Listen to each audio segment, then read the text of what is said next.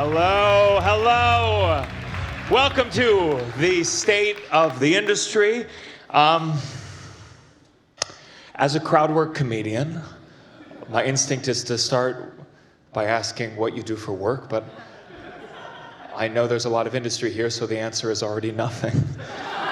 So let me just try though. Is there anyone here who's not industry? Boo! Fuck this. No crowd work. Ladies and gentlemen, please welcome to the stage my co-host, Jay Jurden, please.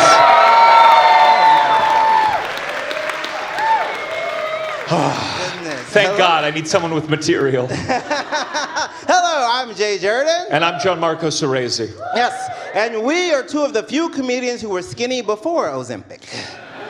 We're like if John Mulaney and Gerard Carmichael were willing to do this. Okay, yeah, we're like Michael Che and Colin Jost if all the people online calling them faggots were correct. JFL decided this year they would have a two-person gig because I can say all the slurs that your clients are already saying on stage in Austin. And I can talk about Israel. You see this? We decided to take a note from the success of Heated Rivalry and have one actual queer person and a straight person willing to play gay as long as it advances his career. To be honest with you, I do not know why we are doing this. Our careers are going well. His career is going well. My career is going well. In fact, my career is going so great, even Alex Edelman is being nice to me. And let me just say, one nice thing about co-hosting with Jay is we can each have our own people that we won't make fun of. Yeah, for Gianmarco, he will not make fun of his girlfriend's client list. And for Jay, it's black SNL cast members. Yeah, I just don't want to be punched in the face in front of the seller again. Yeah, this is the kind of gig that can get you in real trouble. Neither of our teams wanted us to do this gig. I just wish they'd showed the same restraint around Riyadh.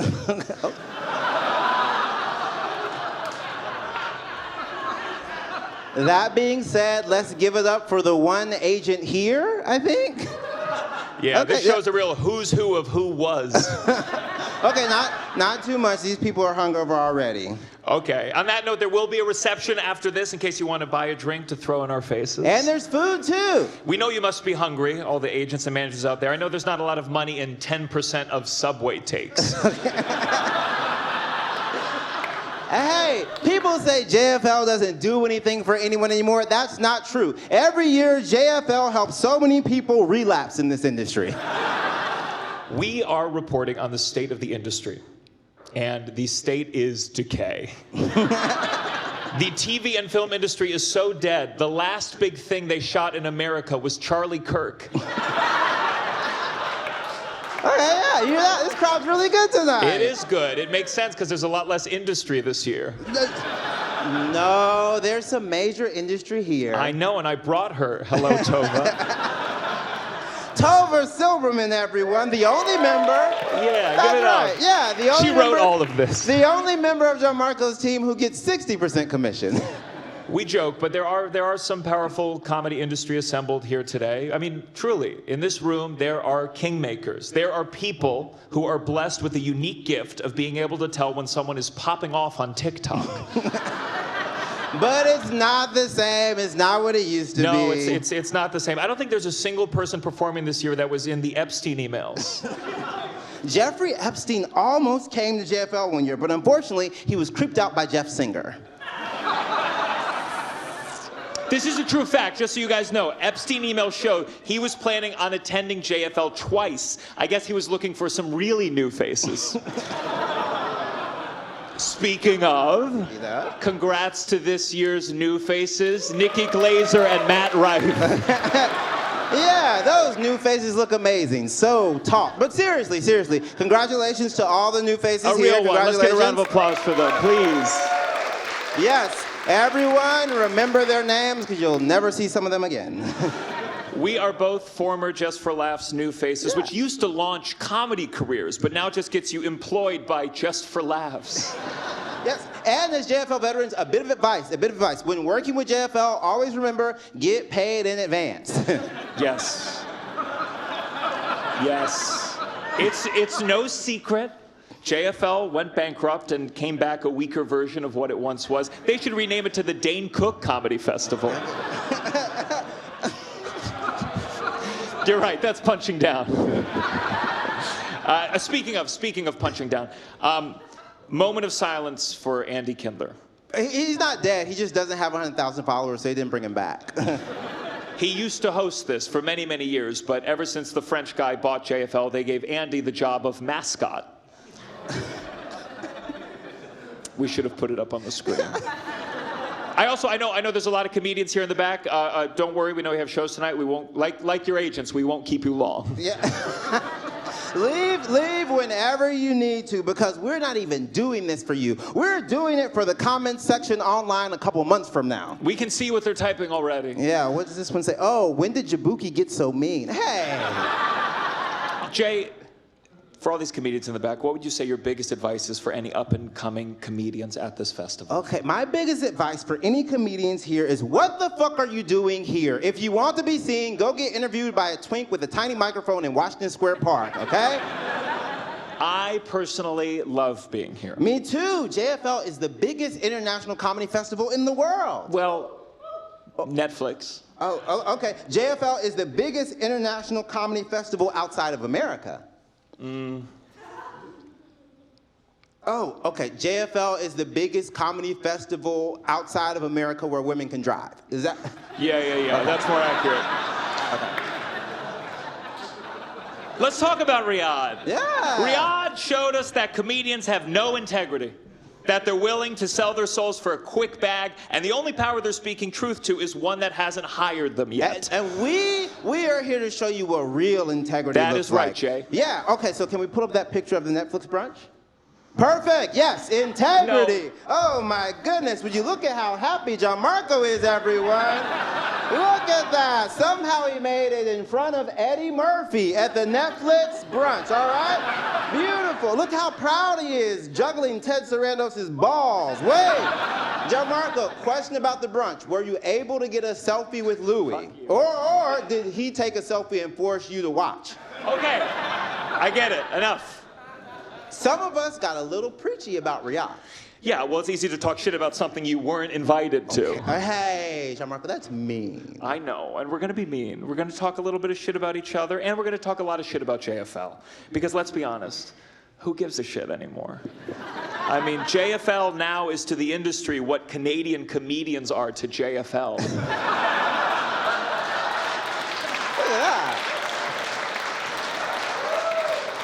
But let's be fair, some new faces are doing well. Some new faces are doing amazingly. Shane Gillis, or as the industry calls him, SNL's last success story. Shane always gets lumped in with the Kill Tony guys and Joe Rogan, but he has a lot more taste about which Trump rallies he attends. Shane is the one comedian I actually believe was at the White House just for the UFC fight. I don't know if you guys saw, Shane made some major headlines last week for selling 76,212 tickets for his comedy show at the Eagles Stadium in Philadelphia. And if you do the math, okay. 76,000 tickets times $80 a pop, that comes out to more than $6 million in missed child support. Yeah, the Guinness World Records recorded it as the largest cross burning in the world. Yeah, good. It's about time Canada got some smoke from America. It's easy to hate on Shane, and I'm sure Seth Simons is going to love this part, but you have to appreciate 76,000 people at one show is insane. I mean, say what you will about his politics, Shane's done more than any Democrat to get ICE off the street. Truly. We could end the whole immigration problem if he just started co-headlining with Gabriel Iglesias. Okay, speaking of Gabriel Iglesias, have you seen him lately? He's looking so svelte, so trim. He can't even call himself fluffy anymore. He's lost so much weight, it's the first time anyone could describe him as an edgy comedian.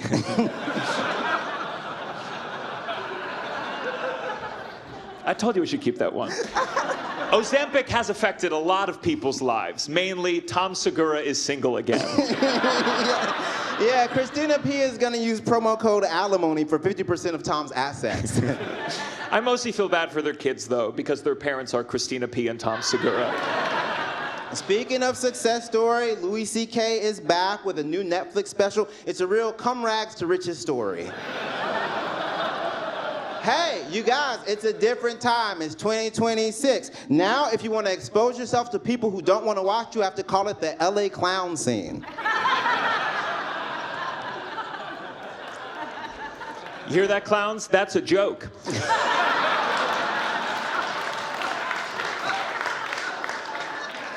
By the way, did you watch Louis C.K.'s special? Of course I watched the Louis special. You made me.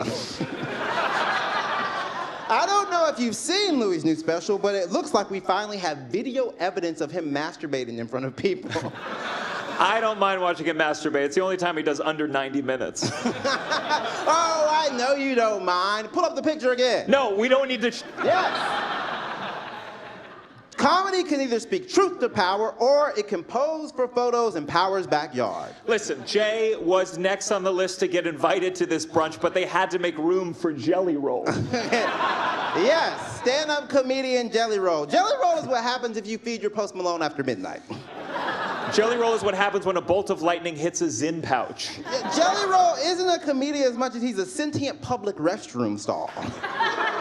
And may that be the last time we talk about Jelly Roll in relation to stand-up comedy. Back to the picture. If you pay close attention, you can see that Dave Chappelle, per his restraining order, or he said that there has to be a full Tony Hinchcliffe between him and Neil Brennan. So everyone... Yeah. I don't know if you guys know this, Neil Brennan actually wrote for Chappelle's show.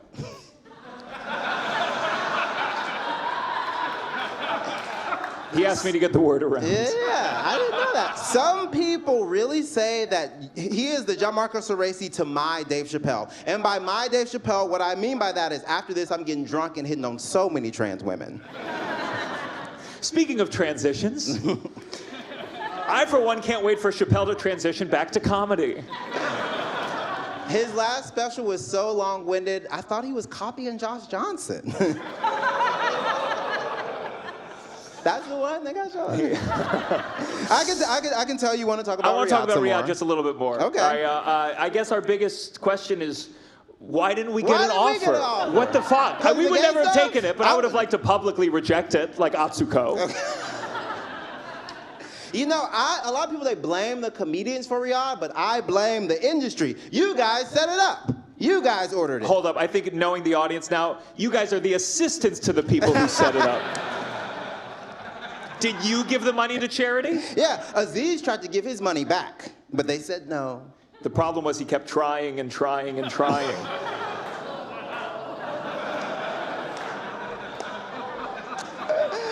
I don't want to do this Bill Burr joke, to be honest with you. We don't have to do the Bill Burr joke. I still love his work. I'm just disappointed. Yeah, Bill Burr let down his liberal fans by doing Riyadh, and he let down his conservative fans by marrying that black lady. And we can't talk about Riyadh without mentioning Bruce Hill. Bruce Hills is taking the JFL Legacy Tribute Award for all of his hard work. Round of applause for Bruce Hill. He was the one who built JFL into what it is today, but he also helped get the lineup together for Riyadh. Yeah. And I just think it's good to know that at some of your festivals, the comedians are adequately paid. Sorry to make fun of you, Bruce, but being the producer of Riyadh, we know you have no problem looking the other way. Wow, this is getting tense. I feel it. I don't blame him. Canadian dollars are worth a lot less than blood money. Just so you know, if we end up dead, Bruce Hill's booked that too.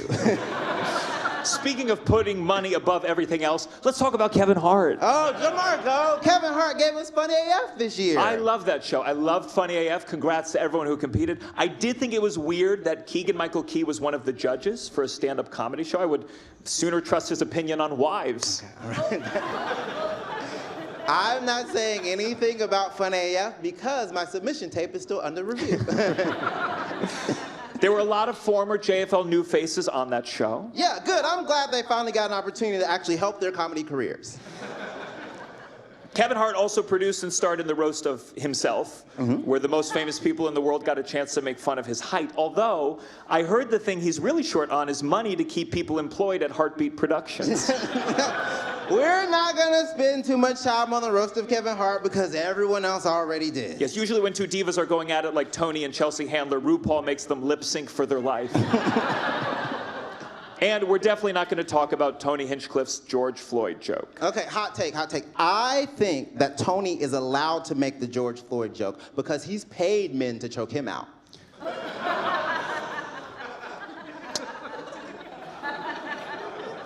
I think a lot of people give Tony Hinchcliffe guff for opening at a Trump rally. I'll tell you, my big issue is I judge him for bombing at a Trump rally. That's like me bombing at a Tony Awards watch party.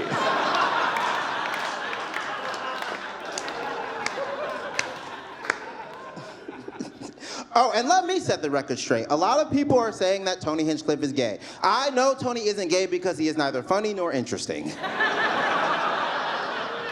Just so you know, we got a lot of Tony jokes. We have more than he's ever written, actually. I mean, but look, everyone's seen Kill Tony, but nobody has ever seen Tony kill. Tony Hinchcliffe impressively had the worst Netflix special I've ever seen since the last Tony Hinchcliffe special. Did he film the new one in Montreal? Because it had just 4 laughs.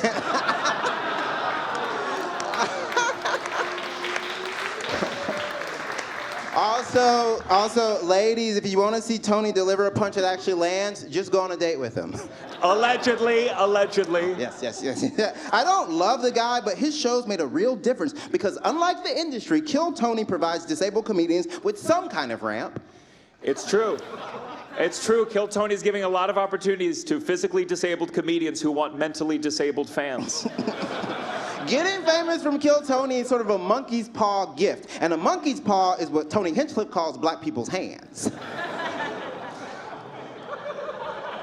Look, you can't deny it. Kill Tony is crushing. It's because they do what agents and managers can't do. They get people seen. You guys can't get Brian Regan another comedy special while Kill Tony turns homeless people into household names. It's true. Cam Patterson got on SNL because of Kill Tony. Kill Tony proves they can produce mainstream comedians. Even though Cam has said some crazy shit on Kill Tony, he got away with it because white people still can't understand him. This year also marked the debut of SNL UK, and I gotta say, I love SNL UK. It really shows that sketch comedy can actually be kind of funny when some of the cast is allowed to be fat. You know who's that super rich guy that like drinks young people's blood to live forever? Johnson. No, Lorne Michaels. You okay? Can I just say as a side note really quick, No. we ran this set last night at a 30-person comedy club, and we're in the green room, and Jay looks at his phone, and he said, "I just lost a role to Keenan." It was a voice acting gig, and I told you that in confidence, you bitch. But it's true. I respect Keenan. I thought it was really noble when he publicly said he would no longer play black women on Saturday Night Live. But just so you know, Lorne, Jay will. Or they could just cast black women. I'm kidding, I'm not gonna do that. To be clear, I'm also willing to play black women on Saturday Night Live. No, Gianmarco, times have changed. Everyone, we're making fun, but there's so much representation on TV. There's so much more Latino representation on TV, and it's all Marcelo Hernandez. SNL's lost so much of its power. The cast used to be in Capital One commercials, now it's T-Mobile. And it's not just commercials, of course. I mean, Marcelo, Cam, and Ben Marshall got to star in the new Kevin Hart film. Now you can be on SNL at the same time you launch your failed movie career. I didn't say that. SNL still matters, but like everything in this business, it's not the same. It's changed. I mean, former cast members used to get their own TV shows, whole TV shows. People like Jimmy Fallon. Jimmy Fallon, the hardest drinking man in show business. Listen, I love Jimmy Fallon. You love Jimmy Fallon. We've both done The Tonight Show, and I still say this. I think The Tonight Show is the best way for comedians to finally meet Questlove. Now, I think it was Questlove, or it was Jimmy in blackface again. Michael Cox is here, who books The Tonight Show. He really let me push the boundaries with my set. He even let me talk about being Jewish. We shouldn't go too hard on late night shows because Trump already has. That's right. Donald Trump got Stephen Colbert taken off the air, which so many of us had already done by the power of our remote controls. But hey, Jimmy Kimmel survived. Jimmy Kimmel survived, but so what? Kimmel cried more over Charlie Kirk than Erica did. Yeah, more liquid came out of his eyes than Charlie's neck. Oh, okay, that's okay. Jesus Christ. Okay, all right. Who put that one in? I personally, I love that Jimmy Kimmel and Adam Carolla are still friends because sometimes you need to put politics aside and come together over your mutual love of money. And look, it's easy not to worry about some millionaire famous comedians losing their late night show, but you have to remember all these comedy writers who are not only out of a job, but haven't written anything good in years. Hey, they could still get a job at Comics Unleashed. Yeah. I mean, it doesn't pay, but that didn't stop us from doing it. Wait, they aired that? Yeah. Comics Unleashed, which I can tell by the sound in this room, no one has watched yet. It was brought back to the air by billionaire comedian / owner of the Weather Channel, Byron Allen. Byron Allen? Yeah. A black man runs the Weather Channel? I thought it was a... Never mind. WME? No, sure. Despite being a billionaire, the show does not pay very well. In fact, Byron Allen is so cheap, he's the only billionaire that flew to Epstein Island commercial. See, late night isn't dead. The host just became less attractive. Exactly. Subway tapes. Hot ones. There's a podcast literally hosted by a goblin, and his name is Bill Maher. Bill Maher won the Mark Twain Prize for American Humor. Well deserved. Very well deserved, because Bill Maher goes after both sides. He'll suck Trump's cock and eat his ass. Hey, at least when Mark Twain said the N-word, it was funny. Bill Maher.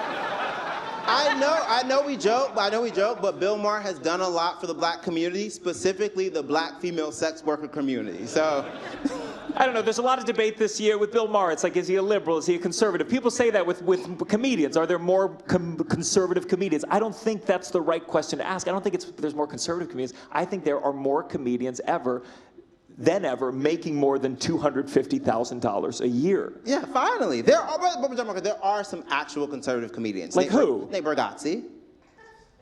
Nate Bargatze's a conservative? Yes. Shut the fuck up. Is that real? We were all shocked too. Yes, of course, he's a conservative. He makes more money than everyone in this room combined 10 times over. Right. Nate Bargatze, or as some people now call him, Jeff Fox Newsworthy, betrayed a lot of his fans when he showed up at a UFC match on the White House lawn. But it wasn't nearly as bad as when he told his fans to see his new movie, Breadwinner, in theaters. Breadwinner was so bad, people were praising Colin Jost's performance. Okay, I loved Breadwinner. It's nice to see proof that it's possible to make a movie the whole family can hate. Real quick, round of applause if you saw Breadwinner. You got Okay. Mandy Moore needs the money. Yeah, I'll give a synopsis. Breadwinner is the story of a man being left to take care of 3 young girls. It was actually originally slated to be a horror movie starring Chris D'Elia. Okay, get the picture up again. No, he wasn't there. He wasn't at the brunch. Okay. Of course he wasn't at the brunch. You took his spot. Shut the fuck up. There's reports now that Nate Bargatze wants to build a theme park. But Nate, that's not how it works. You build a roller coaster based on the movie that doesn't bomb at the box office. We're not using the word bomb. We're Americans. We say ongoing conflict.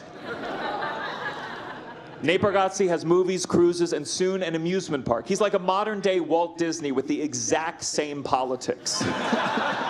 Yeah, Nateland definitely sounds like it has separate water fountains. Theo Von, he is the funniest gas station attendant you'll ever meet. Theo Von, the only comedian whose haircut is worse than Atsuko's. That's your friend! That is my friend. Listen, Theo Von's a tricky one because despite many things that he's done and his whole stand-up comedy career, he has spoken up for Palestinians, which means there actually is worse representation for Palestine than Hamas. Theo Von actually filmed 2 comedy specials this year. Only one is coming out, but that's still impressive. You know, I've always said the better the podcast host, the worse the stand-up comedian, and vice versa. That's true, I agree. And let me say this, Tim Dillon is an excellent podcast host. And Gianmarco, your podcast kind of sucks. Thank you very much. But I'm gonna keep doing it, because podcasts are more popular than ever. Yeah, it's good, it's nice. Finally, there's a chance for opportunity for young up-and-comers like Conan O'Brien. It's true, he finally got the one job Jay Leno wouldn't know how to steal. Of course, let's not ignore queer podcasts like Lux Cosarista and So True with Caleb Heron. It proves that gay men can also be insufferable. I think a lot of podcasts have let us down with their political views. I mean, who would have thought the least respectable art form would have the least respectable ethics? Mark Maron said in his last special, he said, Theo Vaughn would have had Hitler on as a guest. But I'll be honest with you, I don't think Hitler would have ever stooped so low. Podcasts are doing so well, even Netflix is getting in on the action. I guess they realized the biggest problems with late night was paying union rates. Yeah. Pete Davidson has a podcast now? Yeah, he has a podcast now when he's sober and not fucking Kim Kardashian. I don't want to see that. And if we're going to talk podcasts, we got to talk about Mark Maron, of course. Yeah, Mark Maron, R.I.P., WTF. He hates crowd work more than Jay Jurden does, but of course he does, because if you've ever seen his podcast, he doesn't believe in telling any jokes when talking to other people. Fuck me. You gotta do more. It's too late. I can't get on the pod anymore. Keep going. We'll always remember Mark Maron as the first podcast host to have on a former president without asking any hard-hitting questions. And look what you've done, Mark. Now Obama is producing sketch comedy. Now when Obama drones on and on, it's about higher ground productions. Yeah, every comedian has to start by bombing, but we didn't know Barack was gonna take it so literally. Comedians everywhere are now saying this crazy sentence, hey, does anyone have Barack's email? No, but seriously, do you? Well, of course, he was at the brunch. Oh, fuck you. Larry David hangs out with Obama. Oh, Larry David's just getting old. He thinks Barack Obama is JB Smoove. Round of applause if you've seen the new Larry David sketch show. Pretty unwatchable. Larry David, I'm sorry, but we don't need you anymore. We have a new, old, cranky Jewish man, and his name is Robbie Hoffman. Wait, before we move on to Robbie, can I talk about Seinfeld for a second? I'm not gonna. Okay. I've always been a Seinfeld fan. That needs to clarify I'm talking about the show. Seinfeld said Palestine doesn't exist, which in my opinion is the worst thing a former cast member of Seinfeld has ever said on stage.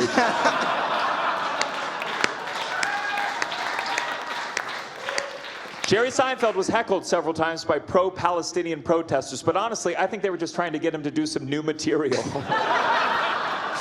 Although, who wants to hear Jerry's political material? He's going to be like, Occupy? Why can't we strudel?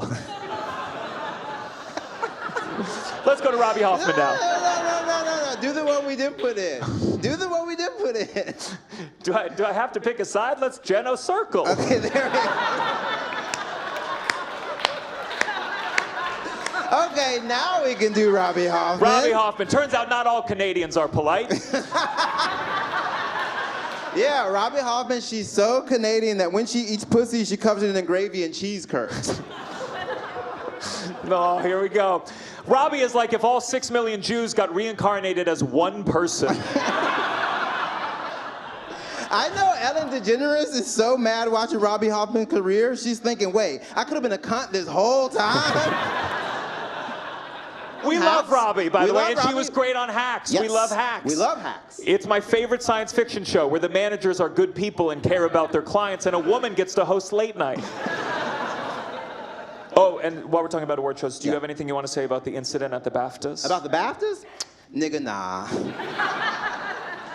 Speaking of award shows, can we get a round of applause to Chris Fleming on his Emmy-nominated special? And Chris, just know, Chris, there's no shame in losing to the Muppets.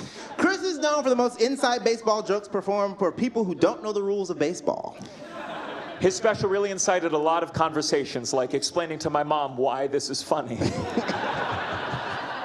But specials are very popular again. Specials are super popular again. I mean, since the State of This Address started, Ali Sadiq has released 4 new stand-up specials. And in that same time, Josh Johnson has released 4 specials explaining Ali Sadiq's specials to white people. Josh is very talented, but there's a guy at my subway station that does what Josh Johnson does every morning. They even wear the same hoodie. Listen, I love Josh Johnson, but he has gotten so popular lately. Now we're worried he's going to go to Africa and come back transphobic all while wearing his own merch. Hey, don't compare Josh Johnson to Dave Chappelle. Dave Chappelle had a show on Comedy Central people actually watch. Hey, people watch The Daily Show on Mondays. God, we have so much Josh Johnson material. Yeah, it's payback for what he did to us. Listen, this show is actually a tribute to Josh because we're performing 40 minutes of comedy that won't work next week.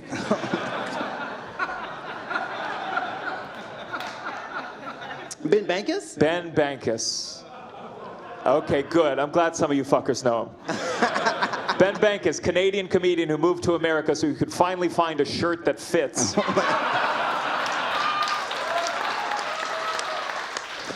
Carlos Mencia. Carlos Mencia was charged with tax evasion. The IRS are the only people who didn't forget about him. Okay, Matt Friend. Matt Friend. Let's do a couple on Matt. Matt Friend is a bar mitzvah speech come to life. Yeah. Did you know his full name is Matt Friend of My Dad? Round of applause if you saw Matt Friend's CNN special. Wow, that was more than Breadwinner. That's incredible. I did watch it. It's the least funniest thing I've ever seen on CNN, and that's where I watched the second tower fall.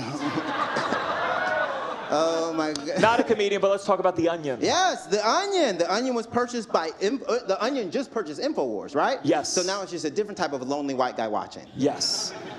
Oh, did we mention Stamptown? Stamptown, yes. Stamptown is going to get a lot of comedians their first Netflix credit whenever the true crime documentary comes out.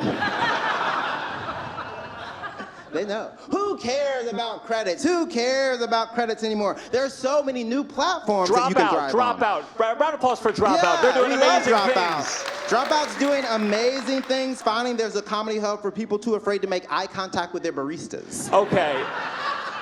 All right, that's a line for me. I love Dropout. I love Dropout too. I do. Dropout proves that comedy doesn't have to punch down or be funny. Gianmarco, I'm surprised. You love mean jokes. I do. But you've done Dropout and Smosh. Yes, I love Smosh too. Smosh is for Dropout fans who can't afford $7 a month. Oh, so you're willing to make fun of Smosh? I'm not making fun of Smosh. I love Smosh. I think it's important to have a platform for people who say amazeballs when they come.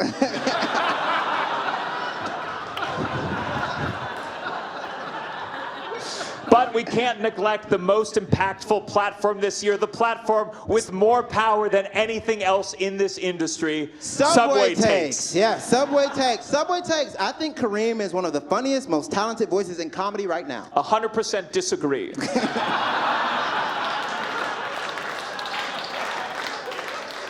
Subway Takes, the show that has gotten so popular that it exclusively interviews people who would never ride the subway. You know it's fake because they've done over 700 episodes and not one has been interrupted by a homeless person screaming on the train. That's true, but Kareem Rama brings something so indispensable to that show. What? The cameras.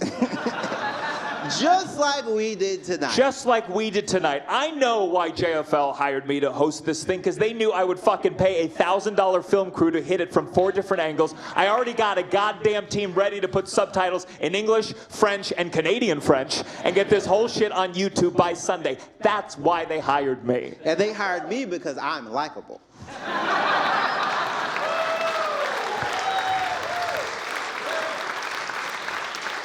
They hired me and Jay because they knew we wouldn't say no. But just because we didn't say no doesn't mean we want to do this, which is a lesson the comedy community never seems to learn.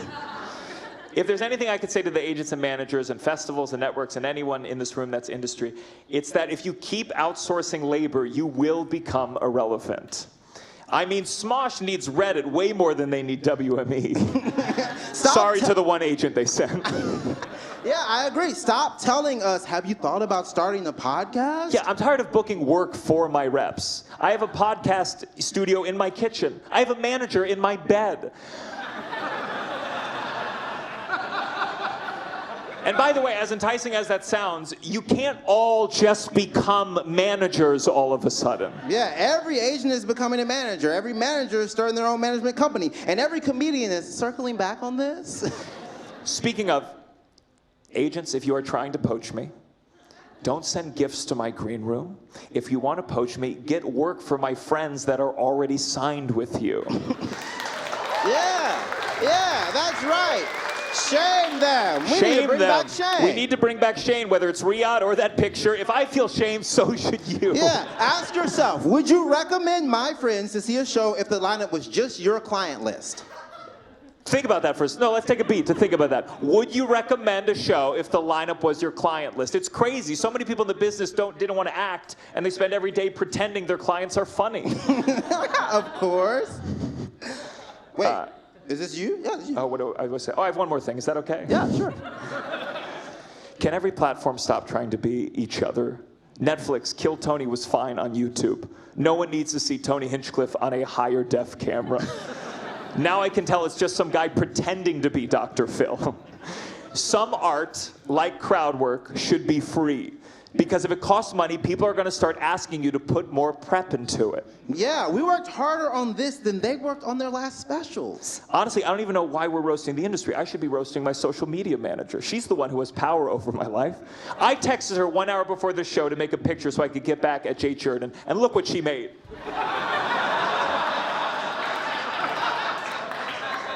You guys, I gotta be honest, I don't remember taking that picture. He was just starstruck. But Gianmarco's right. I don't need an agent. I need my agent. I don't need an agent. I need a 15-year-old girl who knows the algorithm of TikTok. But unfortunately, she's already with Jeff Ross.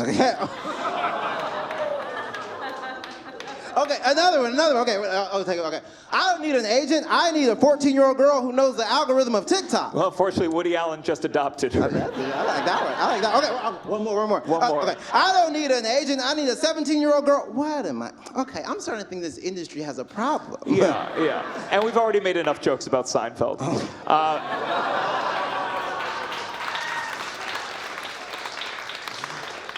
Also, we didn't get into it. We didn't talk a lot about AI, but please, just don't use it. Yeah, I don't use it. Don't use it. I did use it for one picture. Jay, I asked ChatGPT to get a picture of the future 2028 Netflix brunch. Can we show that?